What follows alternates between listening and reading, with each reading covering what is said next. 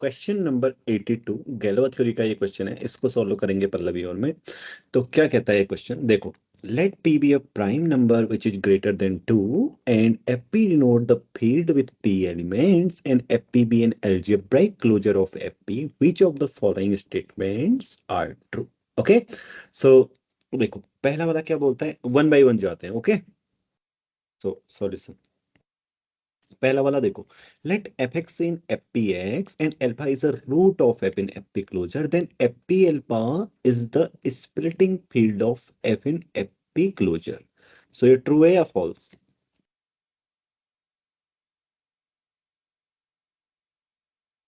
बताओ। एक root add join कर दिया है आपका। ये तो फॉल्स है ना। तो हम क्या करेंगे, अगर इरिड्यूसिबल दिया होता फिर ट्रू होता, राइट। इरिड्यूसिबल नॉर्मल बन जाता तो। फिर ट्रू होता, तो take F X equal to क्या ले लेते हैं हम,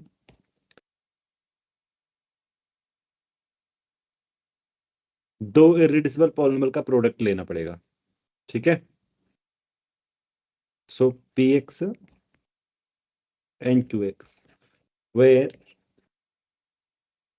पी, वैसे देखो इन्होंने p ग्रेटर देन 2 दिया है। जैसे f2x होता तो वहां पे a की क्वाड्रेटिक होती है, हमें ये वाला एग्जांपल लेते हैं ना फॉर एग्जांपल। मतलब आई मीन टू से कि कुछ ऐसे, वैसे भी हो सकता है, मतलब अभी पता चलेगा p क्यों दिया है। आई मीन टू से कि दो नहीं बना सकते, एक 3 डिग्री की भी रखनी पड़ेगी। हाँ, जैसे तुम पर्टिकुलर एग्जांपल लो f2x, क्योंकि एक ही होती है ना 2 डिग्री की, तो दूसरी 2 डिग्री की नहीं, फिर दूसरी 3 डिग्री की रखनी पड़ेगी at least. Okay, where px and qx are irreducible polynomials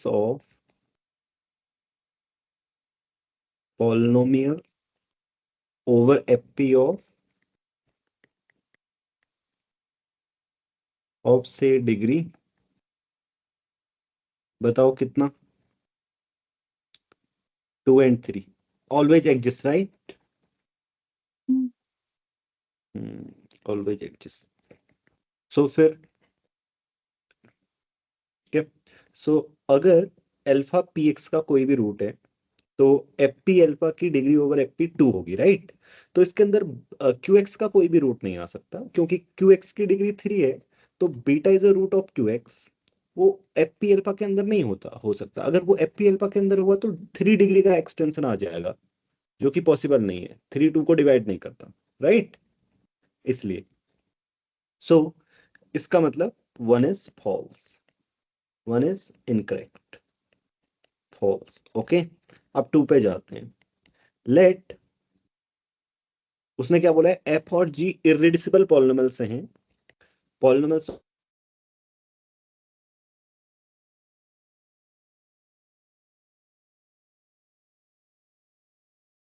right. तो इसके लिए हम क्या करेंगे, इसके लिए हम ऐसे करते हैं, देखो। सबसे पहले मान लो अल्फा किसका रूट है, अल्फा तो उसने दिया ही है, मान लो कि बीटा किसका रूट है, beta be a root of G, right, root of G. तो we know that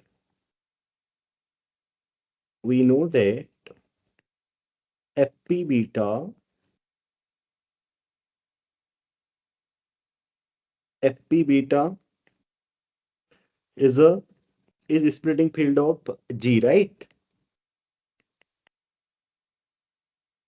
field of जी।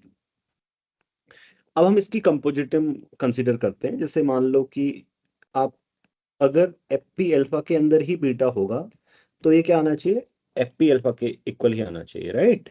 सो ये क्या होगा, एफ पी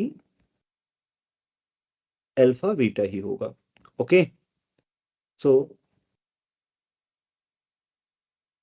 क्लेम, क्लेम, ये क्लेम है कि F P alpha beta actually F P alpha ही है। इफ नॉट, इफ नॉट देखो अगर नहीं है तो फॉर इफ, फिर क्या होगा, नहीं है तो ऐसे होगा ना, प्रॉपर सब फील्ड होगा ये इसका, राइट। हाँ sir. So also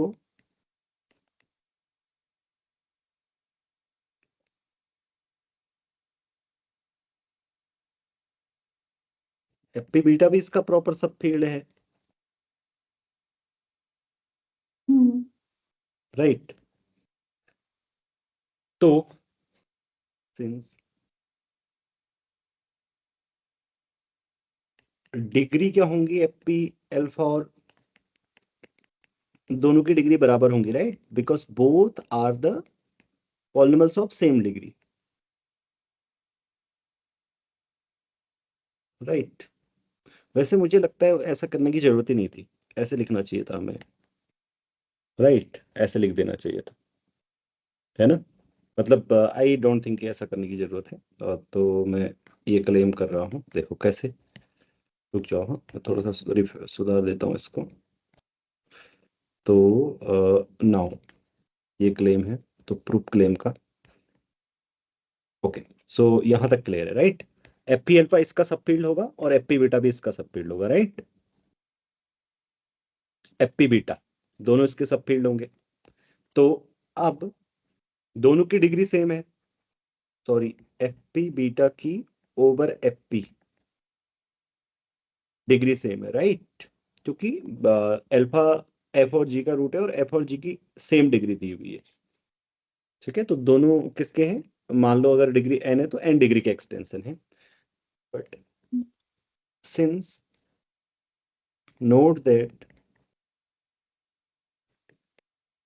FP alpha beta is a is an finite extension, right? Finite extension of fp, and it has unique subfield of, it has at most one subfield of given order, right? Given order, तो इसका मतलब क्या होना चाहिए? तो क्योंकि इनके order भी सेम होंगे, डिग्री सेम है तो, है ना? तो p की पावर n होंगे ऑर्डर, तो इसका मतलब क्या होगा? This means fp alpha equal to fp beta. तो इसका मतलब क्या हुआ? अगर कोई भी रूट है बीटा जी का तो वो इसके अंदर आ रहा है, तो fp alpha is splitting field of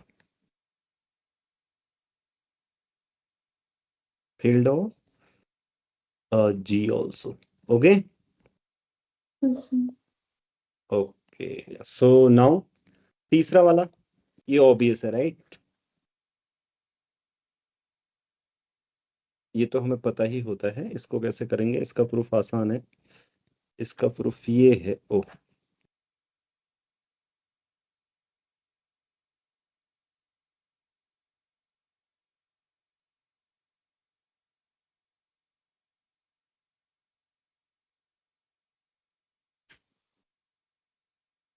एक मिनट।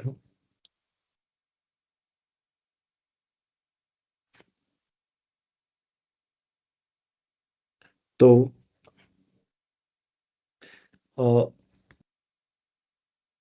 fp है extension of each degree n, okay? Right, well known fact from Galois theory. It means और हर कोई एक्सटेंशन, मान लो जैसे कोई भी एक्सटेंशन है k डिग्री n का, तो उसको हम कैसे लिख सकते हैं? k क्या होगा? fp alpha for some alpha in k, क्योंकि फाइनाइट सेपरेबल एक्सटेंशन क्या होते हैं? सिंपल होते हैं, राइट? तो N alpha has minimal polynomial, irreducible भी होती है वो, of degree n over fp, right? तो इसका मतलब for each natural number n हमने एक इरेड्यूसिबल पॉलिनोमियल फाइंड कर ली, तो फिर क्या होंगी, इनफाइनाइटली मैनी हो जाएंगी। और ये वाला बहुत इंटरेस्टिंग है। सर इसको तो ऐसे भी कर सकते हैं ना, suppose there exist n irreducible polynomial p f1x f2x fnx, then we can construct another polynomial px like in this way f1x f2x fnx plus 1, then neither f1 f2 fn, I mean no, doesn't हाँ, divide px, so right right right right px is right right. Yes yes, that is मतलब हम ये prove कर रहे हैं कि एफपीएक्स में infinitely many prime elements हैं, राइट। so राइट राइट, ऐसा बिल्कुल सही same है, way बिल्कुल। to, that is infinitely polynomial. Good, good argument. So हम क्या बोलेंगे, लेट f1x, ऐसे f1 f2 लिख देते हैं, dot dot dot F R B finitely many, contradiction से प्रूव करते हैं, many irreducible polynomials, right? So ये polynomial dot dot dot fr plus 1 is not divisible by any of the prime. Yes. Any prime, any मतलब f1 irreducible polynomials prime element होती हैं fpx का, ठीक है। और fpx के प्राइम एलिमेंट irreducible भी होते हैं, क्योंकि और सब तो यूनिट या जीरो ही होते हैं ना, जो कांस्टेंट होते हैं, राइट। क्या क्या सर आर्गुमेंट बोला मैंने? मैंने बोला fpx में irreducible polynomial equal to irreducible element equal to prime element, right. क्योंकि जो नॉन मतलब कांस्टेंट वगैरह वो तो सब यूनिट या जीरो है। नॉन कांस्टेंट या सो एनी ऑफ द नहीं, प्राइम। यूनिट कैसे हुआ? आई मीन एक्स जैसे तो यूनिट नहीं है ना, नॉन कांस्टेंट एलिमेंट मतलब यूनिट हाँ, तो अच्छा। irreducible और प्राइम एलिमेंट तो है ना fpx का। ओ नहीं, मुझे सुनाई दिया कि यूनिट और जीरो होगा। irreducible elements, prime elements are irreducible polynomials। हाँ वो सही है। तो f2r कॉन्ट्राडिक्शन, क्योंकि ये यूएफडी होता है, ये पता होना चाहिए।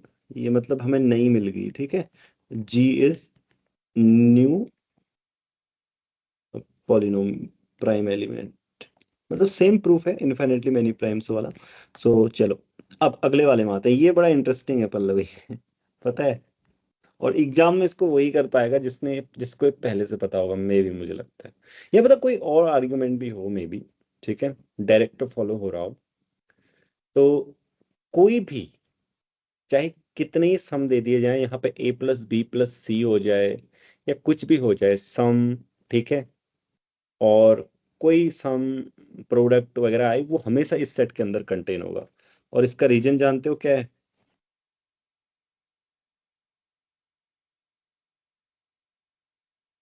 इसका रीजन है ये, क्योंकि ये एफपी ही होता है।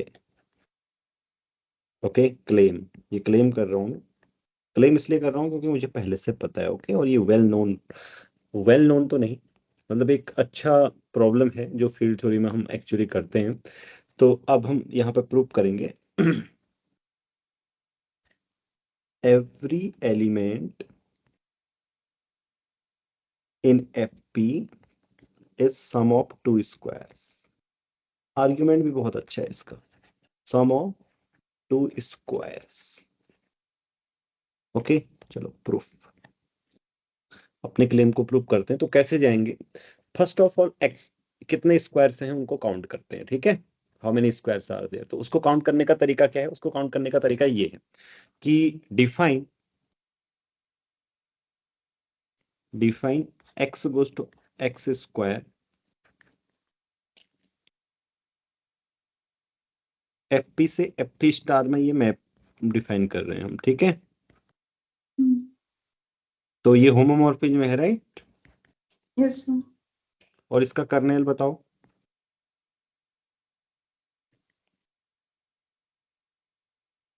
वे सारे एपी स्टार के एलिमेंट जिसका ऑर्डर जो 2। राइट, जो एक्स स्क्वायर इक्वल टू 1 को वो कर रहे हैं, तो ये क्या आ जाएगा, +-1, राइट। तो इसका मतलब क्या हो जाएगा, ये जो एपी स्टार है ओवर कर्नेल फाई है, राइट। ये किसके आइसोमॉर्फिक होगा, इमेज ऑफ फाई, राइट। इसलिए इमेज का ऑर्डर कितना आ गया,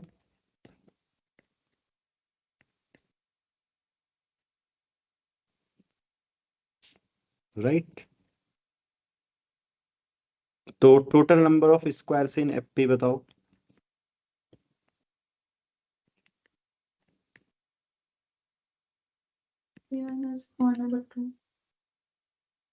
इक्वल टू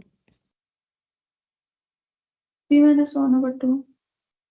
नहीं, एक चीज और जोड़नी है, जीरो भी तो एक स्क्वायर है, वो मिस नहीं करना है। अच्छा, इन हाँ, FP नोट। तो वो एपी स्टार में उतने होंगे, तो ये आ जाएंगे P+1/2। ओके, तो टोटल स्क्वायर्स इतने हैं हमारे पास। तो लेट एस क्या है, इस मान लो स्क्वायर्स का सेट है, A square, A belongs to F P. Okay, तो एस ऊपर नहीं लिया है ना हमने, तो एस की कार्डिनलिटी कितनी है बताओ, P+1/2। ओके, सो अब हमें लाना क्या है, हम किसी भी एलिमेंट को दिखाना चाहते हैं ना, एक्स कोई भी एलिमेंट है, इसको सम ऑफ स्क्वायर दिखाना चाहते हैं, तो कैसे दिखाएंगे, A square plus B square form का दिखाना चाहते हैं, तो इस फॉर्म के एलिमेंट कंसीडर करते हैं, पिजन होल प्रिंसिपल से इसको सॉल्व करेंगे। So let and T equal to क्या है, पहले एक्स को पिक कर लो, fix X belongs to F P. Okay, consider let T equal to X minus B square where B belongs to F P, है ना। Sir, तो T की कार्डिनलिटी कितनी होगी,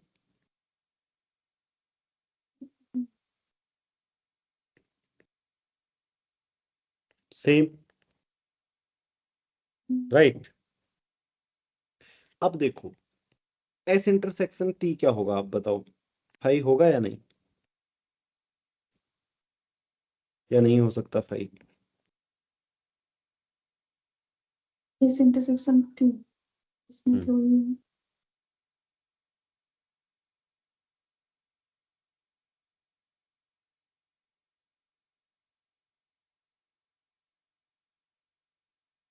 देखो क्योंकि ना, अगर नॉन सर, ये तो स्क्वायर, अगर हाँ फिक्स एलिमेंट भी है तो 5 तो नहीं होंगे, एटलीस्ट 0 तो है ना इन दोनों हाँ, में से। अगर एटलीस्ट x जी, इक्वल नहीं एक्स फिक्स है, तो for fix x equal to p, then there is t is only 0। नहीं हाँ, एक्स इक्वल टू बी के केस में आ जाएगा, मैं बोल रहा हूँ एक्स फिक्स है, तो जीरो यहाँ आएगा, जीरो यहाँ भी आएगा, एटलीस्ट जीरो कॉमन है, ऐसा आप बोल रहे हो। हाँ, अच्छा, हाँ, ठीक है, अच्छा x फिक्स है, ठीक, हाँ हाँ। तो एक एक चीज कॉमन क्यों होनी चाहिए,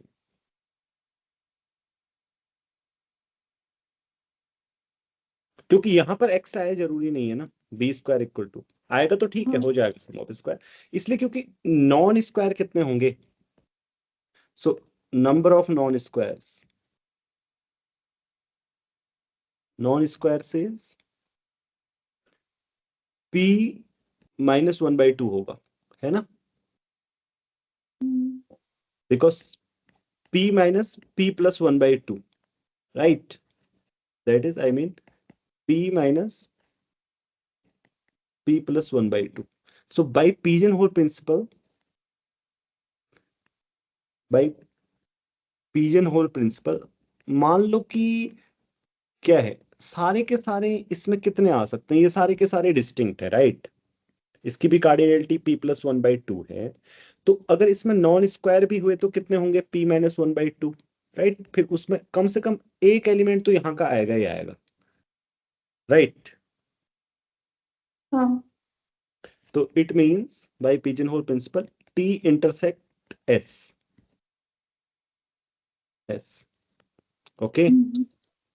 तो इसलिए there exist a and b, सो इसलिए there exist a, b such that x equal to a² + b²। मतलब I mean to say this okay first कि ऐसे होगा, एक एलिमेंट कॉमन होगा इनमें, जो कॉमन होगा वो ऐसे हो जाएगा। इसका मतलब x equal to a² + b², and we are done. We have expressed any element as a sum of two squares. Clear है ना, हाँ कहीं पे डाउट है? नहीं सर। ओके तो इसका मतलब क्या हुआ, सो इसका मतलब ये सेट तो फिर होना ही चाहिए ना उसके अंदर। वैसे एग्जाम में आएगा ये क्विकली, अगर पहले पता नहीं होगा तो एकदम नहीं सोचा जा सकता ना, एग्जाम में बैठे हो तो। सो अलजेब्रा में ऐसा ही होता है, सारी प्रॉब्लम्स ऐसी ही आती हैं स्टूडेंट्स, जो लगभग लगभग आपके बुक में रहती हैं। तो ये फोर्थ वाला भी बहुत अच्छी प्रॉब्लम्स थी, इसमें आपने ये भी सीख लिया कि every element can be expressed as a sum of two squares. तो पल्लवी कोई क्वेश्चन? नहीं सर।